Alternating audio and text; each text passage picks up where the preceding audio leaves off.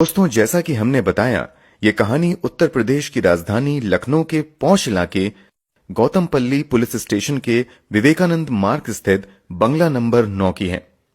अगस्त 2020 में ये बंगला रेलवे के बड़े अधिकारी आर.डी. वाजपेयी के परिवार का आशियाना हुआ करता था। 1998 बैच के रेलवे अधिकारी आर.डी. वाजपेयी का कुछ समय पहले ही लखनऊ से दिल्ली ट्रांसफर हुआ था। दिल्ली में फिलहाल आर.डी. वाजपेयी रेलवे बोर्ड के स्पोक पर्सन के पद पर कार्यरत थे। तब देश के रेल मंत्री थे पीयूष गोयल।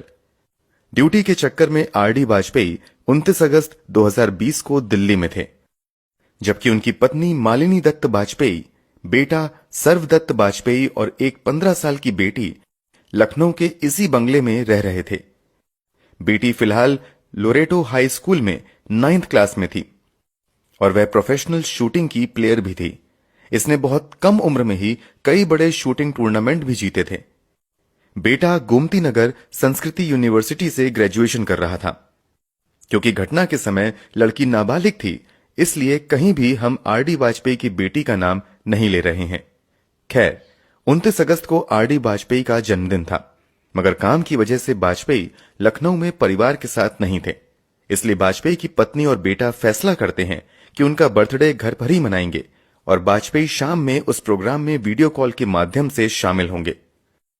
सब कुछ प्लान करने के बाद दोपहर के समय मालिनी और सर्वदत्त कमरे में आराम करने के लिए चले जाते हैं, जबकि उनकी बेटी भी अपने कमरे में चली जाती हैं। अभी दोपहर के लगभग 3 बज रहे थे। आर.डी. वाजपेयी के सास ससुर यानी मालिनी के माता पिता मालिनी के सरकारी बंगले से लगभग 5 किलोमीटर की दूरी पर गोमती नगर इलाके में रहते थे। लगभग 3 बजे शाम में आर.डी. वाजपेयी की बेटी घबराई आवाज में अपनी नानी को फोन करती है और उनसे कहती है कि मैं भाई और मां को उठाने की कोशिश कर रही हूं, मगर वो उठ नहीं रहे हैं। उनकी हालत कुछ ठीक नहीं लग रही है। जितनी जल्दी हो आप एम्बुलेंस लेकर यहां आ जाओ।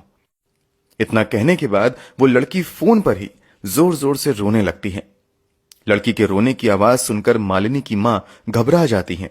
वो तुरंत इस बात की जानकारी अपने पति को देती हैं और फिर दोनों बस कुछ मिनट के अंदर ही भागते हुए आर.डी. वाजपेयी के बंगले पर पहुंच जाते हैं।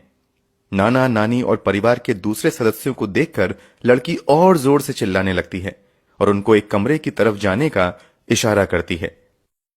जब सभी कमरे में जाते हैं तो वहां का नजारा देखकर सभी के पैरों तले जमीन खिसक जाती है। वहां उन्हें नजर आता है कि कमरे में मालिनी और उनका बेटा सर्वदत्त खून से लहूलुहान स्थिति में पड़ा हुआ था। वहां मौजूद लोग उन्हें जगाने की कोशिश करते हैं,